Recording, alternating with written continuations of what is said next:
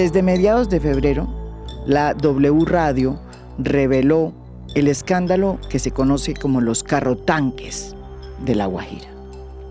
Ese medio conoció que la UNGRID, que es la Unidad de Gestión y Prevención de Riesgo, que dirigía Olmedo López, un político antioqueño, que decía ser de izquierdas, que había sido nombrado allí por el gobierno de Gustavo Petro, había comprado 40 carrotanques para reforzar la capacidad de abastecimiento de agua en ese departamento, en el departamento de La Guajira, carrotanques que, según lo revelado, pues ni siquiera habían salido del estacionamiento de la base militar de Uribia. Se conoció además que estos habían sido comprados por un sobrecosto por encima de los 20.000 millones de pesos y que, por si esto fuera poco, la empresa seleccionada no contaba ni con la experiencia en la construcción de carrotanques, porque más bien se dedicaba principalmente a la importación y exportación de abarrotes y productos enlatados. Su dueño era Roger Alexander Pastas Fuertes, un estudiante de medicina veterinaria de solo 26 años, que aseguraba además haber obtenido el contrato con una relativa facilidad. Luego de haber recibido un correo de la UNGRID que le pedía simplemente una cotización.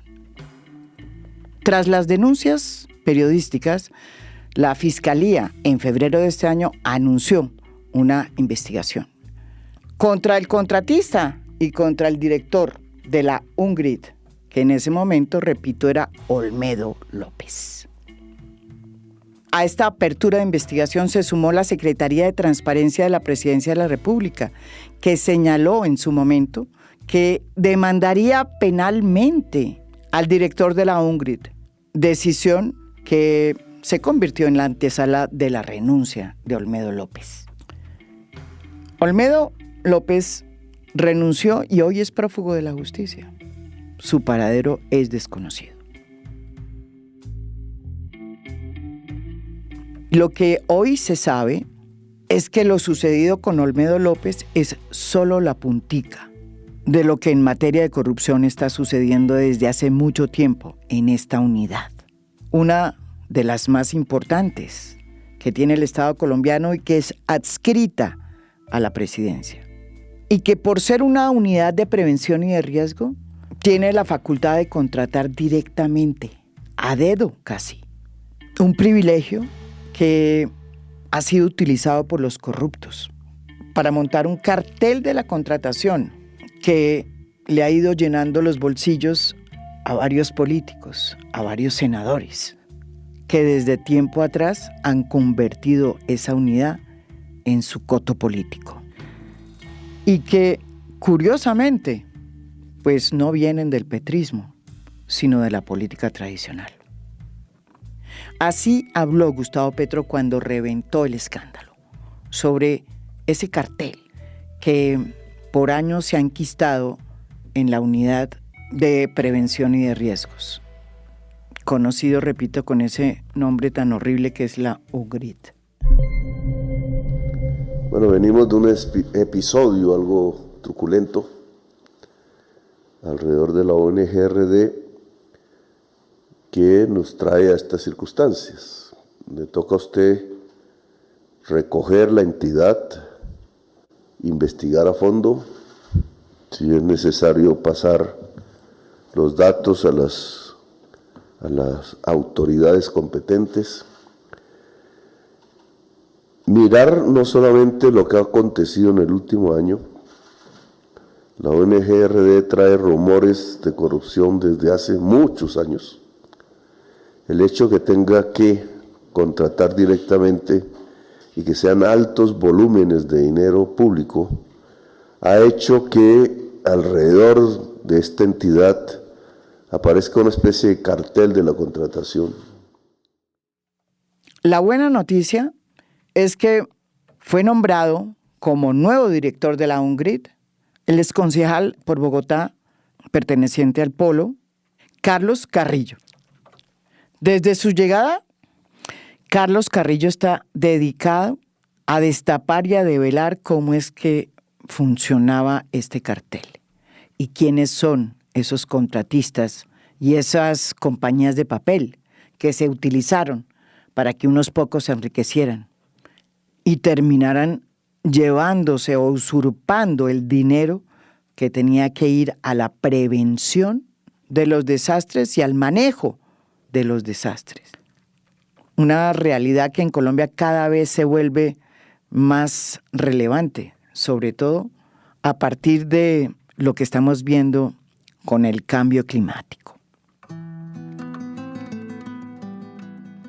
Su nuevo director, Carlos Carrillo, explica aquí a fondo qué es la UNGRID, la unidad adscrita a la presidencia de manera directa que se encarga de la prevención y manejo de los desastres.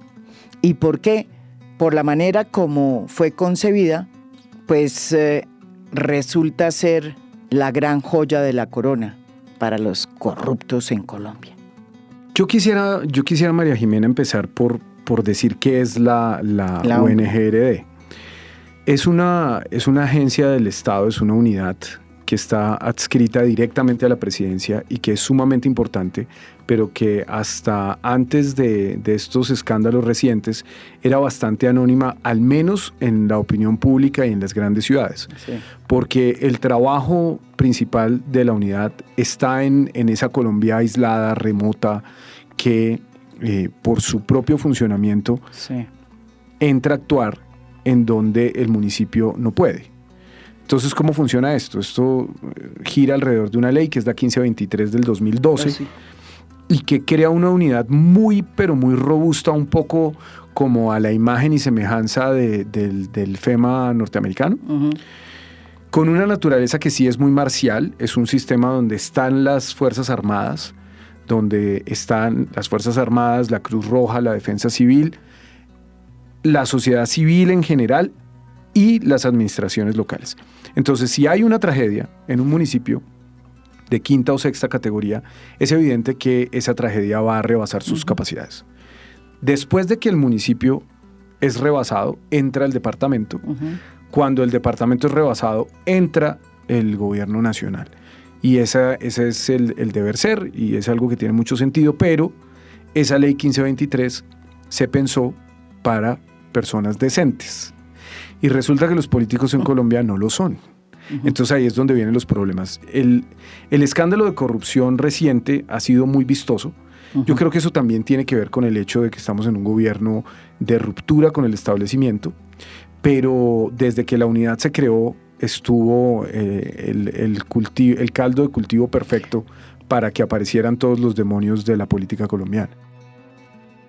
Para entender qué está pasando con este escándalo de corrupción, también hay que mirar los datos. Y los datos nos dicen que desde que llegó Gustavo Petro al poder, esta unidad ha tenido 4 directores.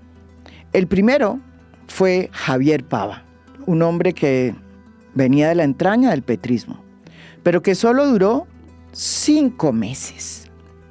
Renunció después de que la Procuraduría le abrió una investigación disciplinaria porque no hubo una presencia inmediata de la UNGRID en la prevención y atención de lo que sucedió en La Mojana, un lugar lleno de ciénagas que por el calentamiento climático se ha venido afectando, produciendo un desplazamiento de los campesinos.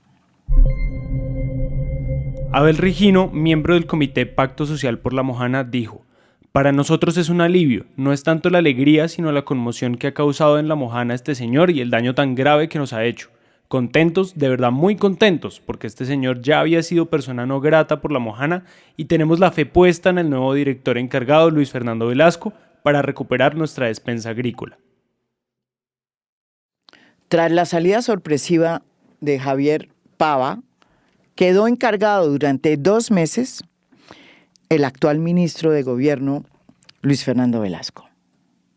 Quien vino después fue Olmedo López, un nombramiento que pasó inadvertido porque realmente López era un desconocido político de Antioquia que había sido concejal de Caramanta, candidato a la gobernación de ese departamento en el 2015 por el Polo Democrático y secretario de Medio Ambiente de Itagüí.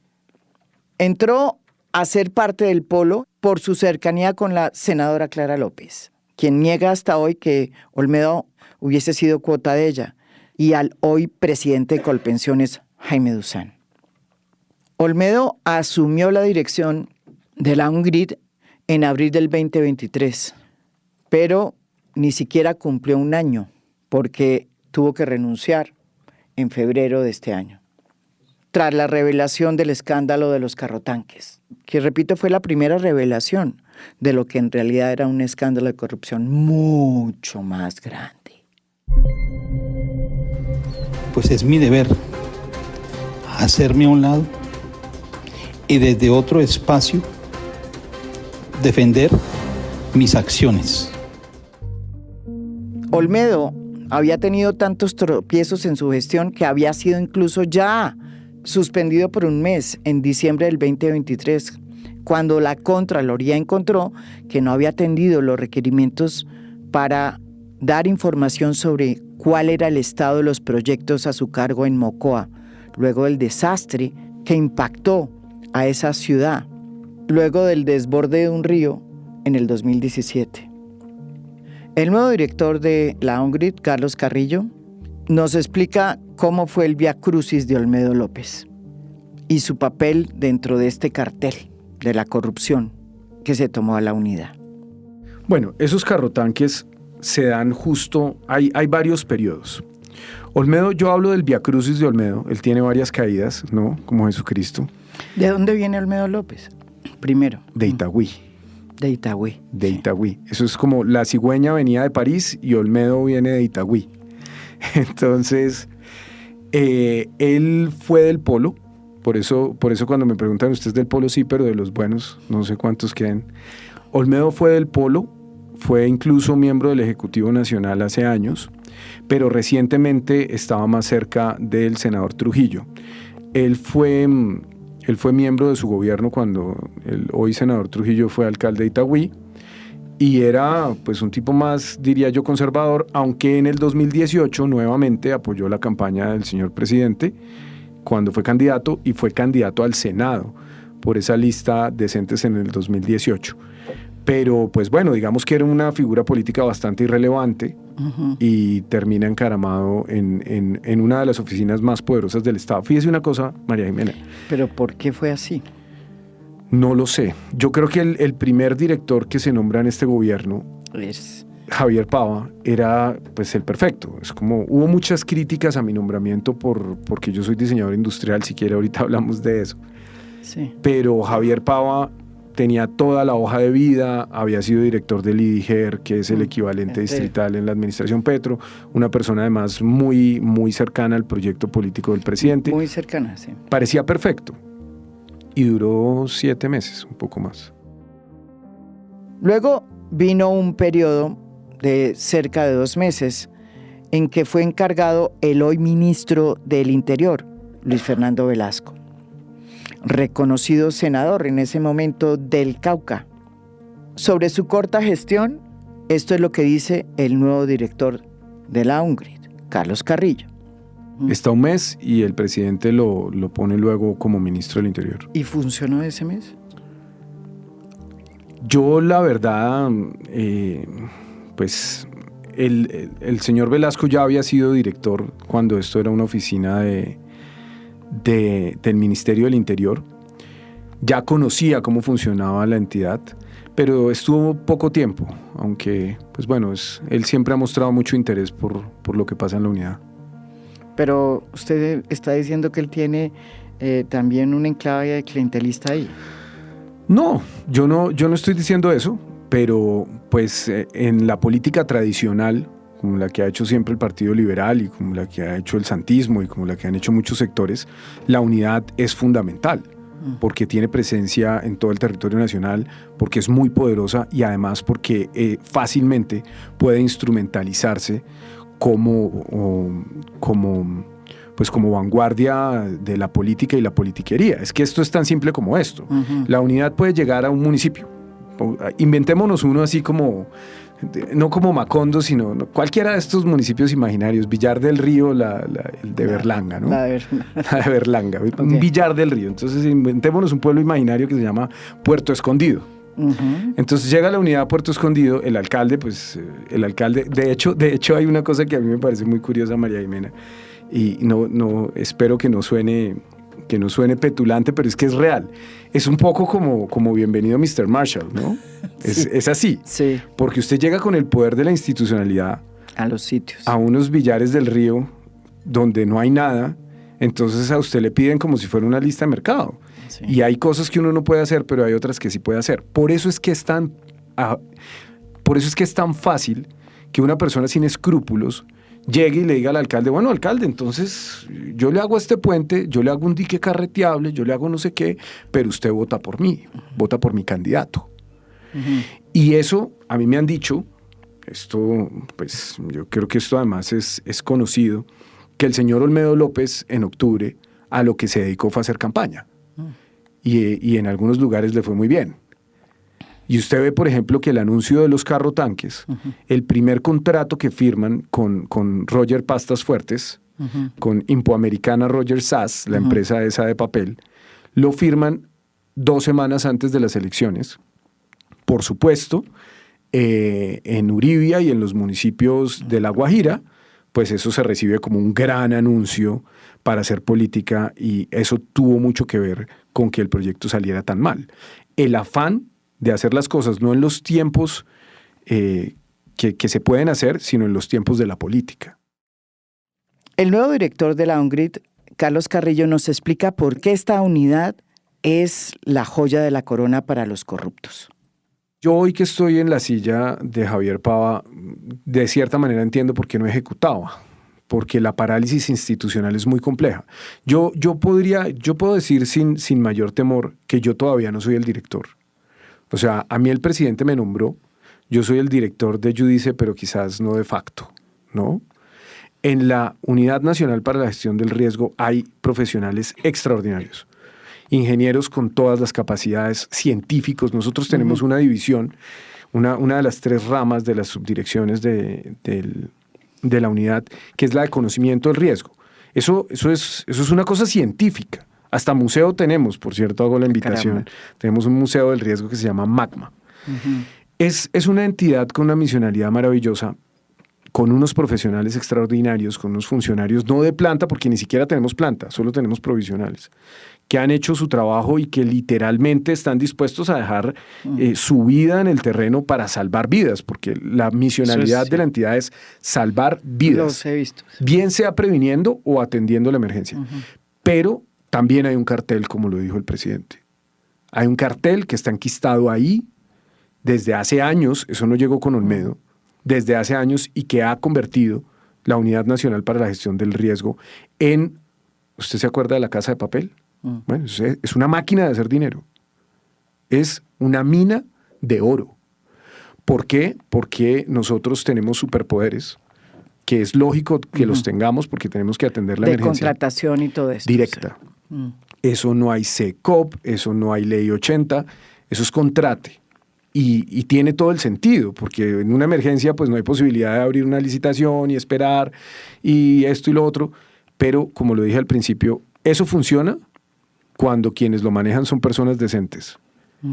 Y algo que es bien curioso, por ejemplo, en el gobierno de Uribe, la unidad nunca fue de Duque, la unidad siempre fue de Uribe. El mismo director, la persona que estaba a cargo del riesgo, el mono González, vuelve en Uribe. Es algo como lo que pasa con el Ministerio del Interior. El Ministerio del Interior del gobierno de Duque siempre fue de Uribe. Alicia Arango, Daniel Palacios. Cierto. No el duquismo, era 100% uribista, y aquí pasaba lo mismo. Pero además es que es tanto el poder que eso no se deja así. Yo creo que el hecho de que el presidente me haya nombrado a mí, que es un nombramiento que no gustó en muchos sectores, porque es como quemar un comodín. el gobierno tiene ciertos comodines en la discusión política. El bienestar familiar, la ONGRD. Yeah. O sea, cuando llega la discusión parlamentaria, o sea, en medio de esas participaciones políticas hay comodines, y este es uno de ellos.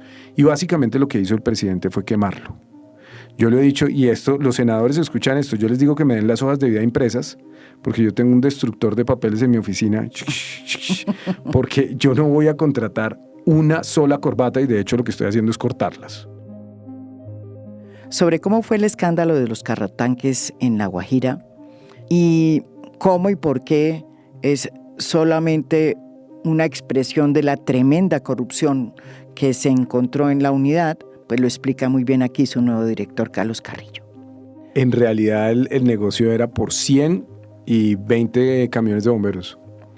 Esto yo también lo he dicho muchas veces, y pues María Jimena, yo desde esta silla de director pues tengo que ser muy cuidadoso con mis palabras.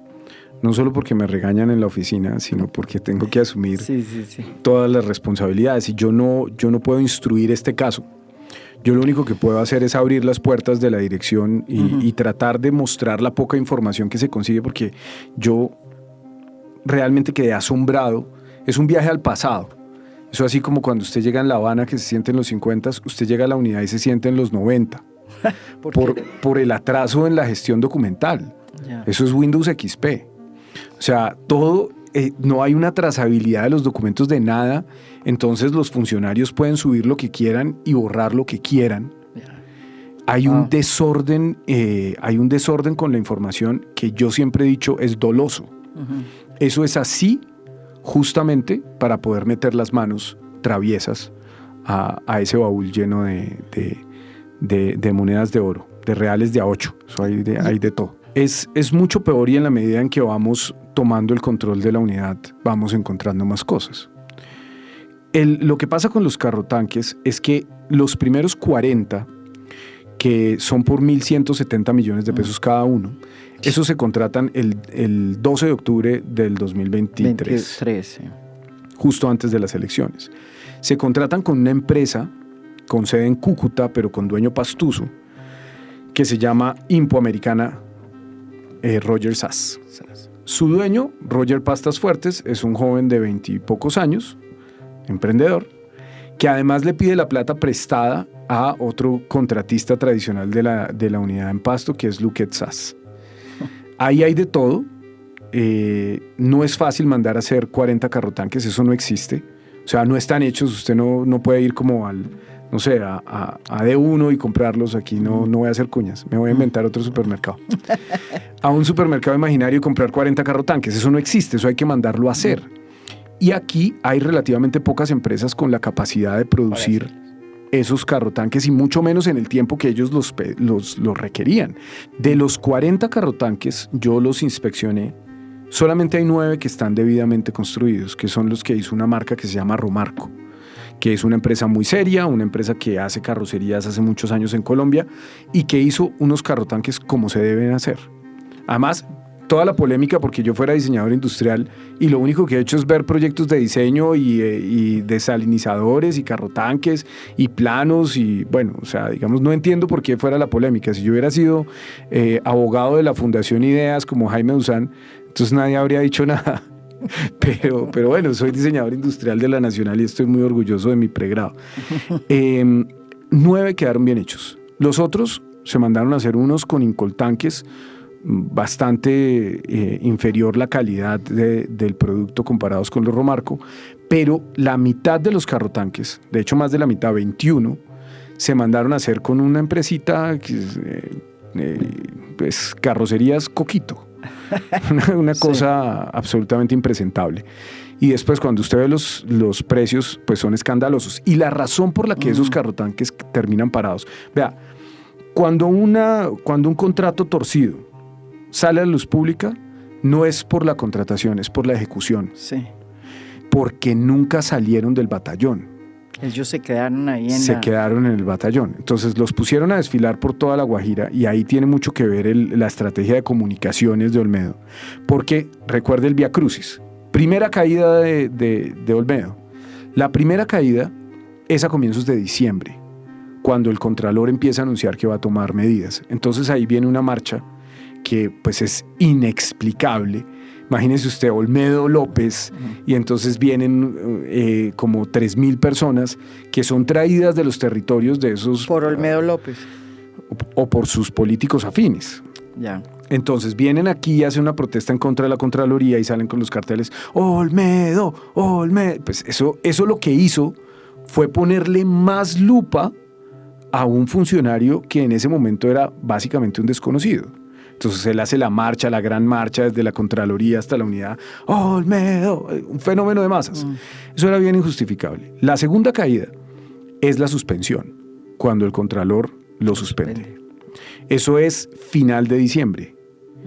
Y ahí es cuando se entregan los carrotanques. Cuando Olmedo está suspendido, pues entre comillas suspendido. Y se hace todo un despliegue comunicacional para mostrar los carrotanques. Quien los entrega es Sneider Pinilla.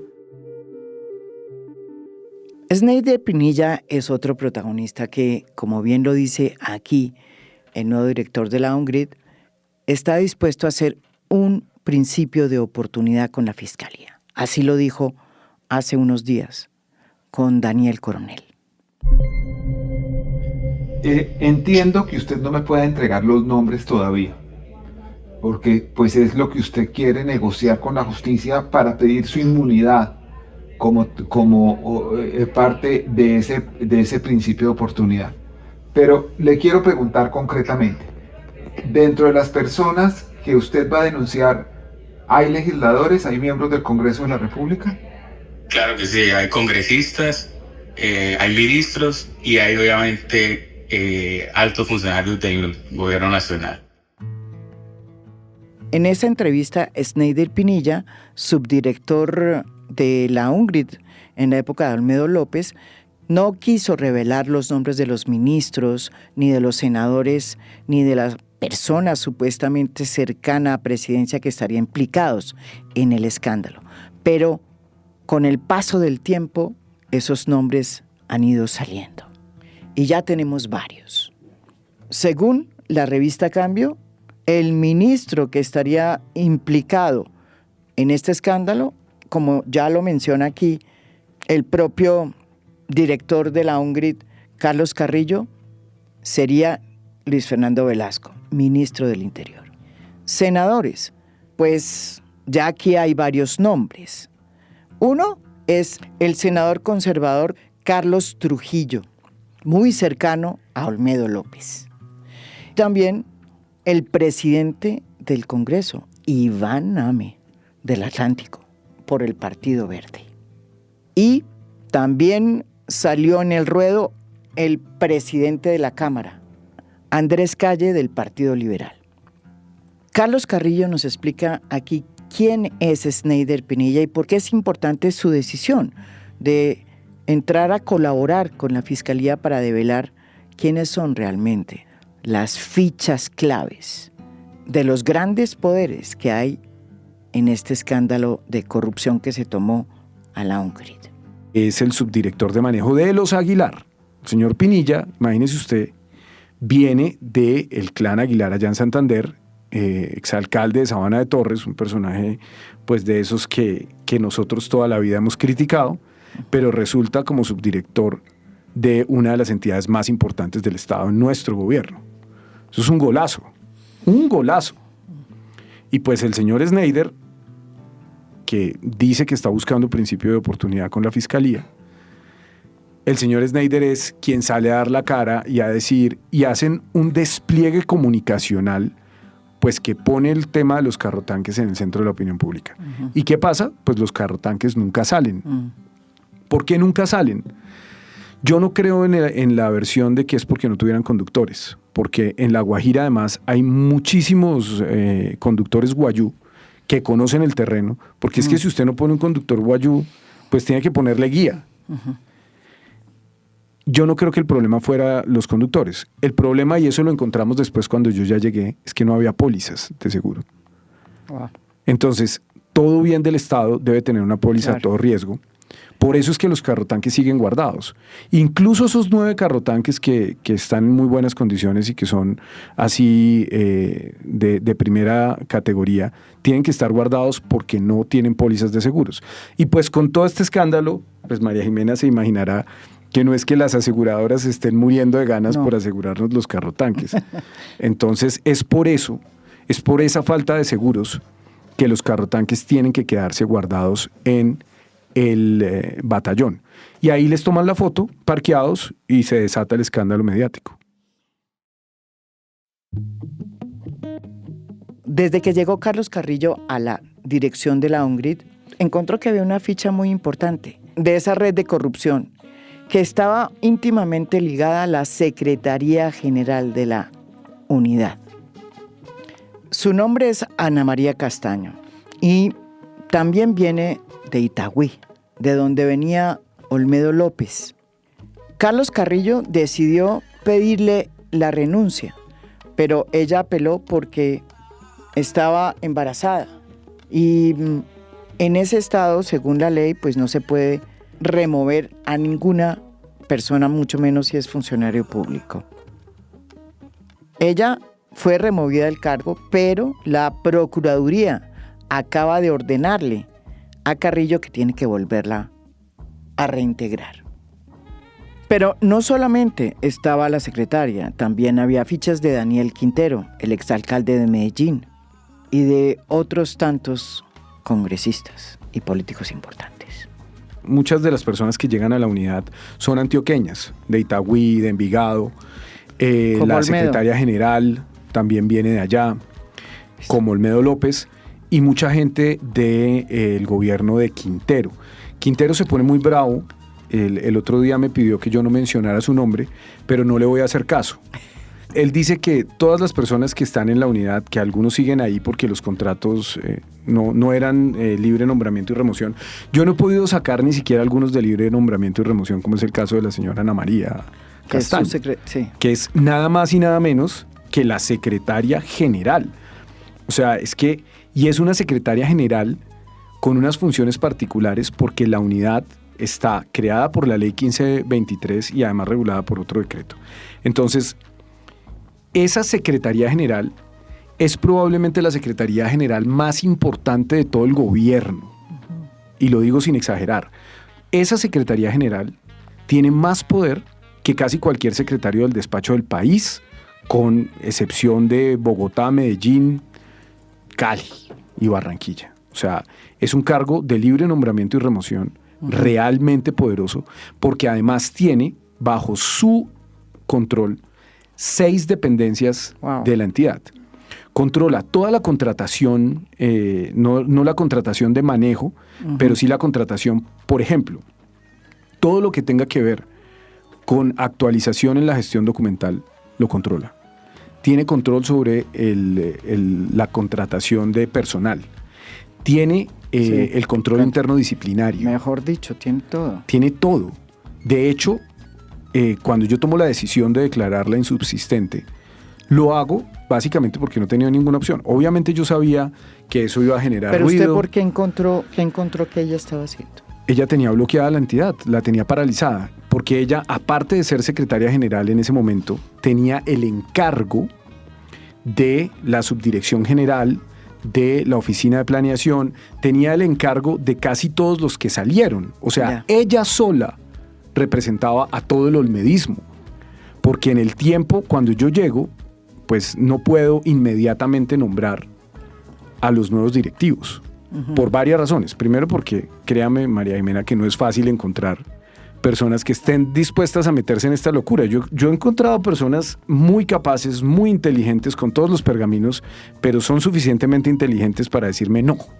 Es mucho el riesgo.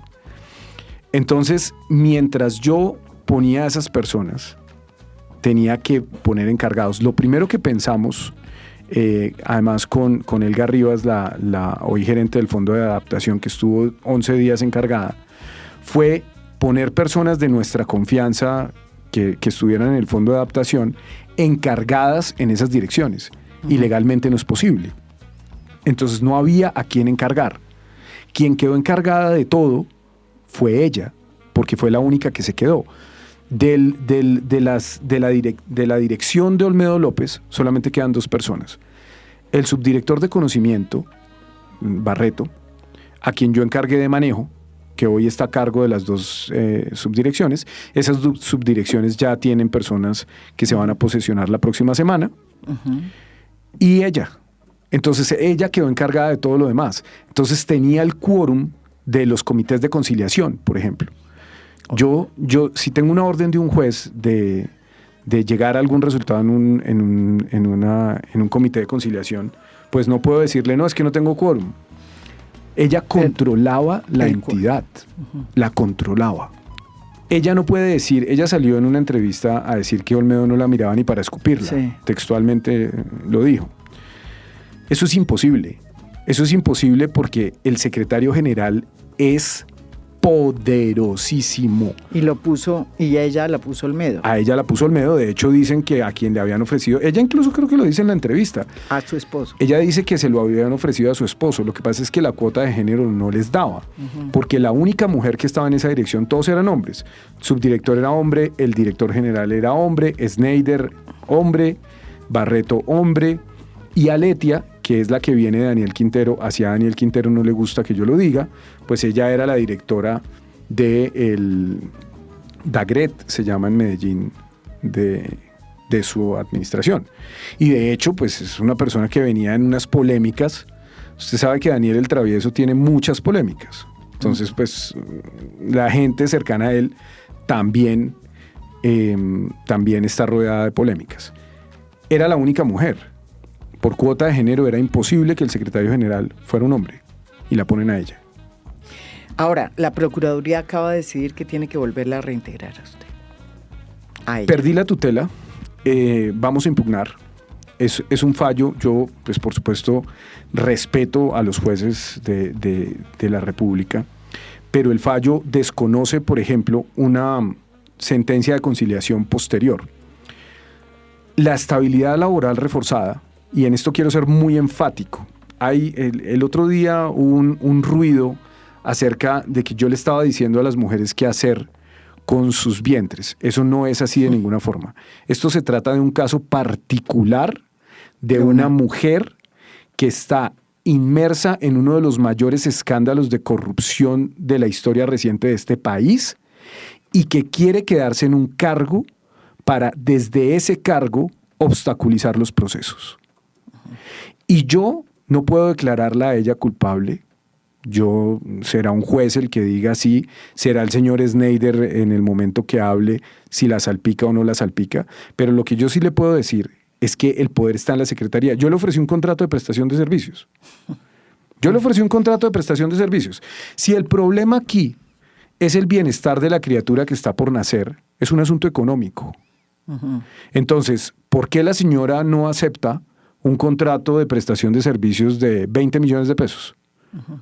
Para que responda PQRs o para que haga lo que quiera, que esté más tranquila, que pueda pasar su estado de gravidez con seguridad social, con un salario además bastante generoso. ¿Por qué no lo acepta? ¿Por qué quiere la Secretaría General?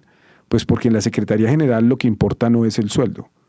Lo que quiere esta señora no es el dinero del salario, no es tener un trabajo. Lo que quiere es estar atornillada ahí en el poder. Ya veremos por qué. Carlos Carrillo ha encontrado que la unidad no solamente es el epicentro de un cartel de corrupción, sino que es una entidad que no tiene cómo verificar sus políticas, que no tiene cómo contabilizar los datos y que no guarda ni siquiera los documentos y que no puede hacer un trabajo de campo para verificar si lo que dicen esas cifras de los pocos documentos que hay corresponden a las realidades. Lo que encontró es muy grave. Escúchenlo. Lo que yo he encontrado del gobierno anterior es gravísimo. Y digamos que ya hablamos de Olmedo. Esas prácticas no empezaron con Olmedo. En Nariño, los refugios para el volcán Galeras Yo fui a Pasto porque hubo una emergencia con un box culvert que se obstruyó y bueno, aproveché para ir a visitar los refugios que supuestamente ya estaban listos para entregar del volcán Galeras, que además son una obligación de una sentencia. ¿Y sabe qué encontré? Una yegua. Y criolla, una yegua por ahí de $1 millón. No había ni celadores, no había nada.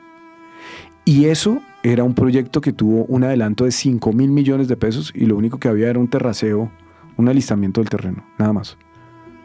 ¿Y esos 5.000 millones a quién se le entregaron?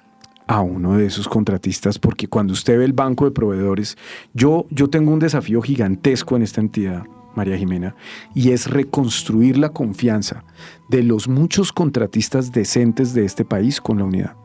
Porque a la gente no le gusta trabajar con la unidad, porque listo, digamos que consiguen un muy buen contrato, son proyectos grandes, son proyectos que pueden dejarles una utilidad importante. Es así en el mundo neoliberal, el Estado no tiene su aparato propio, se ha desmantelado, tiene que contratar privados para hacer casi todo. Vamos a cambiar un bombillo, toca hacer una licitación. Entonces, esos contratistas después no les pagan. Yo soy el primer moroso de la nación. Yo medio saco la cabeza ahí alrededor de la unidad y llegan 2 personas. Doctor, es que ustedes nos deben $10.000 millones. La unidad no paga, y no paga porque ha habido un ruido permanente de extorsiones, de peajes. Y yo además hago aquí un llamado público para que las personas que hayan sido extorsionadas por funcionarios de la unidad nos lo hagan saber, porque yo mismo voy a denunciarlos en la fiscalía. La extorsión es un delito y es muy grave. Entonces es como, la unidad tiene más peajes que cualquiera de las muchas carreteras concesionadas del país. Entonces peaje 1, peaje 2, peaje 3, y si no pagan, y eso nos ha hecho acumular una cartera que es descomunal.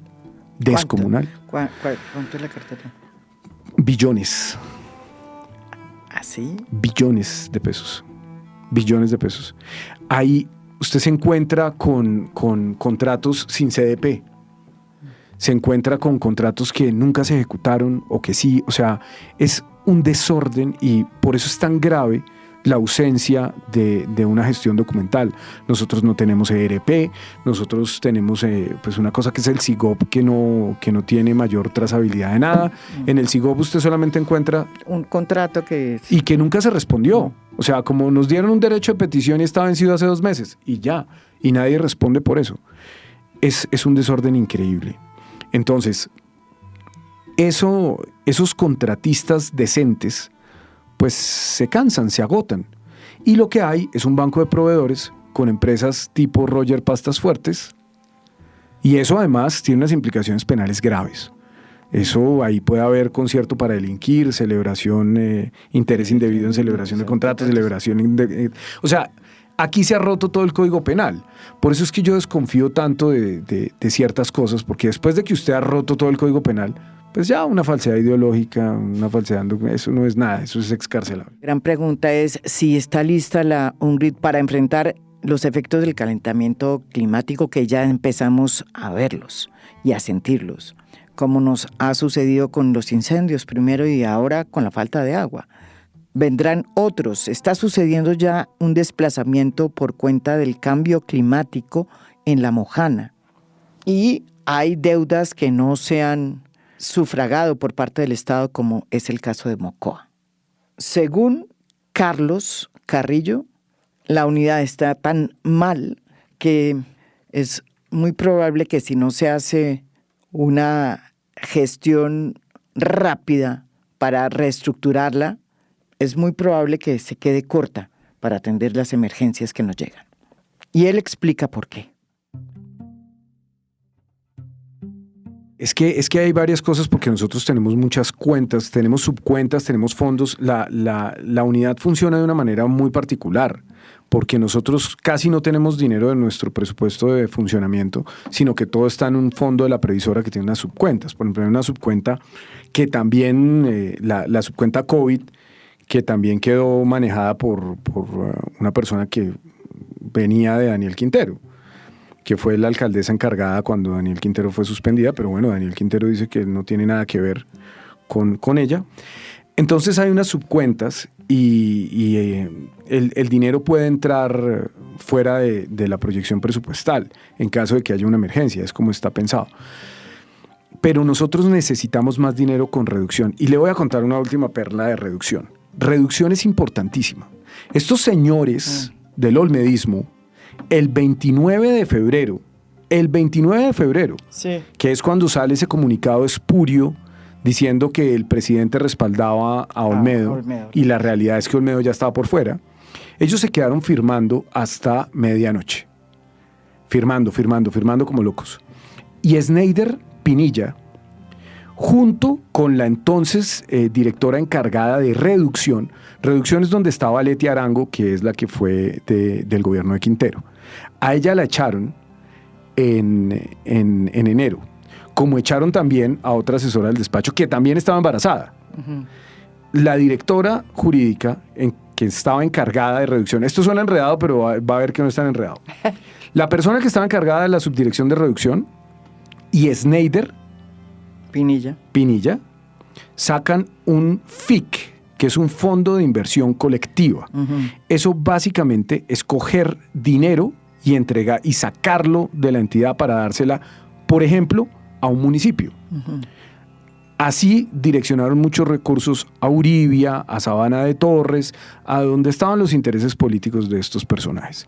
Y ahí sacan 43.500 millones de pesos para Cor Urabá, para la Corporación Autónoma de Urabá, y 99.000 millones de pesos para Corpo Antioquia. A medianoche del 29 de febrero.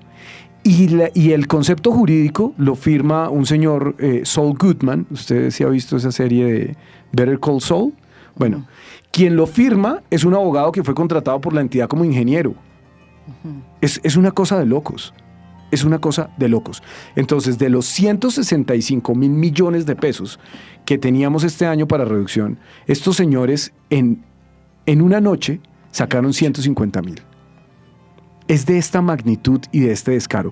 Y además al señor Tobón, José Tobón, que es el abogado que firmó eso, Saul, lo mandan de premio como subdirector de la UGPP. A pesar de que está limpiando la casa, Carlos Carrillo es consciente de que todavía falta mucho por barrer y que todavía el corazón de ese cartel sigue vivo en esa unidad. Han salido algunos. Hay otros que se niegan a entregar los contratos. Hay un señor que se llama Iván Alfaro, de Barranquilla, que tiene además una firma de abogados, que en su momento no encuentro si la unidad buscó hacer contratos con él, porque como allá todo desaparece, todo se evapora, todo se desvanece en el aire en la unidad. El señor tiene un contrato de 24 millones de pesos, era parte de la dirección paralela, y no lo quiere entregar. Entonces, porque pues usted un contrato para romperlo pues tiene que hacerle la supervisión y demás. Claro. Eso no es tan unilateral. Pero pues la lógica sería que entregara ese jugoso contrato y se fuera para su casa. Otro, el señor Henry Saldarriaga, un gran amigo de Olmedo López, que incluso daba órdenes allá en la fiduprevisora, decidió renunciar anticipadamente. Otras personas han decidido renunciar anticipadamente, pero otros se resisten a irse. ¿Y Olmedo López dónde está? No lo sé. Yo miré dentro de los carrotanques a ver si de pronto estaba, pero no lo encontré. Yo necesito cerrar este capítulo del cartel, el capítulo de Breaking Bad, para poder abrir el siguiente capítulo, porque la misionalidad de la entidad es increíblemente importante y además es estratégica en el desarrollo del plan en el poder echar a andar ese plan de desarrollo de este gobierno. Esa adaptación al cambio climático, el ordenamiento del territorio. Además, la unidad sí que llega a esos lugares absolutamente apartados, cosa que pues a mí me complace poder estar recorriendo esa Colombia olvidada.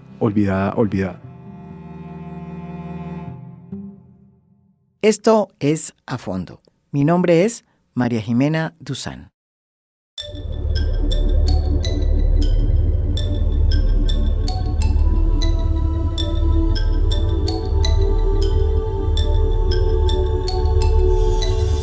A Fondo es un podcast producido por Mafialand. Producción general, Juan Diego Barrera. Gestora de audiencias, Beatriz Acevedo.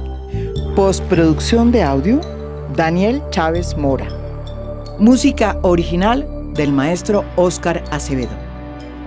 Nos pueden escuchar también en mi canal de YouTube.